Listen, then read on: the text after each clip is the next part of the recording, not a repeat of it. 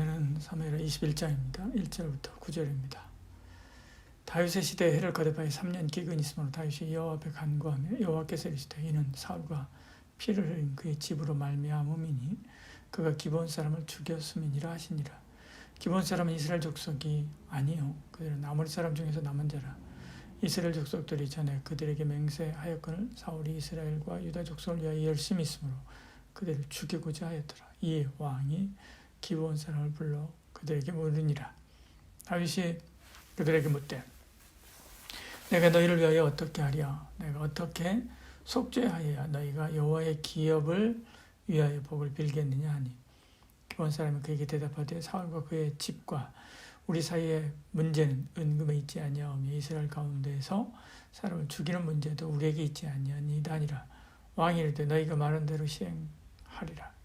그들 왕께 아뢰되 우리를 학살하였고 또 우리를 멸하여 이스라엘 영토 내에 머물지 못하게 하려고 모해한 사람의 자손 7사람을 우리에게 내주소서.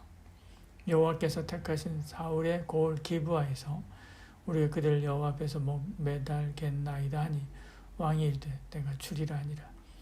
그러나 다윗과 사울의 아들 요나단 사이에 서로 여호와를 두고 맹세한 것이 있으므로 왕이 사울의 손자 요나단의 아들 무비보셋을 아끼고 왕이 이에 아이야의 딸 리스바에게서 난 자 곧 사울의 두 아들 알므니와 무비보셋과 사울의 딸 메랍에게서 난 자 곧 무헐랏 사람 바르실레의 아들 아드리엘의 5 아들을 붙잡아 그들 기브온 사람의 손에 넘기니 기브온 사람이 그들을 산 위에서 여호와 앞에 목매달매 그들이 7사람이 동시에 죽으니 죽은 때 곡식 빼는 첫날 곧 보리를 베기 시작한 때더라.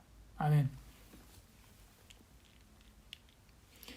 이 사건은 다윗이 이스라엘 왕이 되어 안정을 찾은 후에 요나단을 생각하고 그 아들 무비보셋을 찾아 할아버지 사울의 재산을 돌려주고 왕제처럼 대우하던 그때에 일어난 일입니다.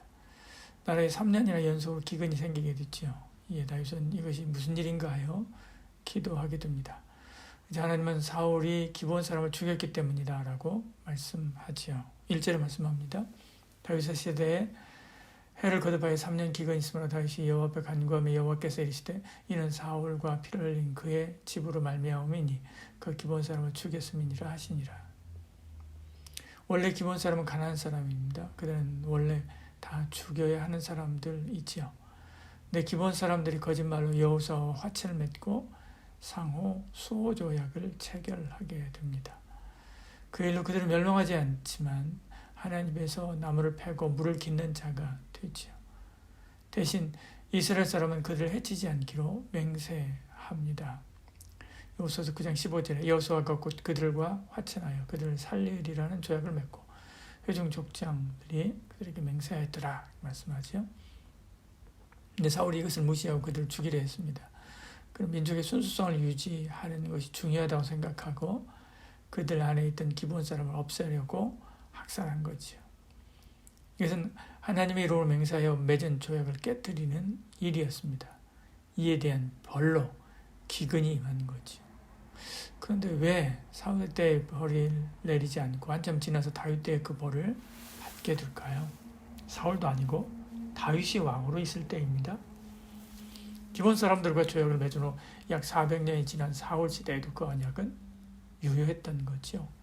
사울 시대의 죄도 약 40년이 지난 다윗 시대에도 그 형벌이 유효한 것입니다. 하나님은 뒤끝이 깁니다. 하나님은 다 기억합니다. 우리의 모든 죄와 연약을 다 기억하죠. 하나님은 그냥 넘어가는 일이 없습니다. 넘어가게 하시는 은혜가 있죠. 우리 죄로 인해 심판을 유월하게 하시는 은혜, 바로 십자가죠. 그래서 십자가를 만난 사람마다 십자가 복음에 의지해서 어렸을 때부터 지었던 죄를 다 토해내고 회개하는 것을 봅니다. 여기서 다윗은 어떻게 하면 좋겠느냐고 묻고 기브온 사람을 통해서 사울과 아몬을 심판하게 함으로 재앙이 끝나게 하지요. 여러분, 하나님 앞에서는 얼버무리고 넘어갈 수 있는 일이 없습니다. 주 안에서 해결 보는 저와 여러분 되시기를 축복합니다. 15절, 22절 사이에 나오는 전쟁은 다윗의 치세 말년에 일어난 일입니다. 노년의 다윗 시기에 전쟁하다 지쳤을 때 싸우다가 위기에 몰리게 되죠. 그때 아비새가 다윗을 도와 블레셋 거인을 죽여 위기를 모면하게 됩니다. 이 일이 있자 사람들은 이제 왕은 전쟁에 나가지 말라라고 부탁하게 되죠. 그 후에도 또 블레셋 사람과 전쟁을 할 때 십북에도 거인을 죽이고 엘하난도 거인 골리앗의 아우 라흐미도 죽입니다. 또 가드의 전투에서는 요나단이 육손의 블레셋 거인을 죽이게 되지요. 22절에 이 사람 가드의 거인족 소생이 다윗의 손과 그의 부하들의 손에 다 넘어졌더라 이렇게 말씀하죠. 블레셋의 거인은 상대할 수 없을 만큼 강하고 큰 사람입니다. 사울 시대의 그 누구도 그들과 싸우려 하지 않았습니다. 그들과 접전하는 것은 불가능했기 때문에 그렇죠.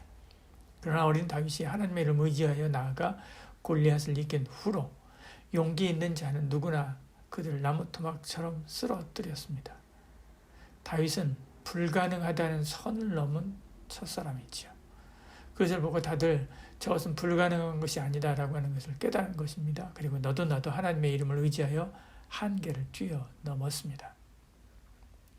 하나님은 우리도 그런 삶을 살기를 원하십니다. 성경에는 불가능한 상황이 많이 나오는 것이지요. 불가능한 홍수에서 살아남기, 불가능한 여리고성을 무너뜨리기, 불가능한 홍해를 건너기, 불가능한 아수르 사내립의 적병을 물리치기 등등 많지요. 그러나 하나님의 사람은 다 하나님을 믿는 믿음으로 이 불가능을 이겼습니다. 그 후에도 그를 따르는 많은 사람이 그와 같은 불가능을 이겨냈지요. 오늘 우리도 그렇습니다. 이것은 불가능하다고 생각하는 것이 있습니까? 그것을 가장 먼저 뛰어넘는 저와 여러분 되시기를 축복합니다. 그 사람이 이 시대의 다윗이지요. 기도하겠습니다. 사랑이 많으신 우리 하나님 의지하여 우리 앞에 있는 불가능, 우리 앞에 있는 난관, 우리 앞에 있는 벽 넘어서는 저희들 되게 하여 주시옵소서. 예수님 이름으로 기도합니다. 아멘.